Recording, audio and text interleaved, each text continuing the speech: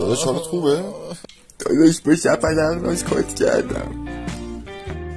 شپلقنازم مثل تو موهاش از پاش میبست، قدش بلند بود. اب نداره داداش، ببریم واسه نوشابه چولا بخرم حالت بهتر بشه. بیا داداش، چولا نداشت، شوشولا خریدم واسه. شپلقنازم از همین شوشولا دوست داشت. داما بعد داداش 2 ماه گذشت خدایی دیگه مووان کردی دیگه. آره بابا ولش کن، من فراموشش کردم. ایشالا هر جا از خارش خفیف بشه. خدا رو شوی داداشی. بیا یه فیلم ابر آوردم با هم دیگه نگاه کنی حالمون جا بیاد داده. تبلیغات داره. تیغ‌های مهره مار شپلقناز. فقط یه چاست از این ژیلت بخوره به سیبیلاتون ریخته. چی شد داداش اسم شپلقناز اومد ناراحت شدی؟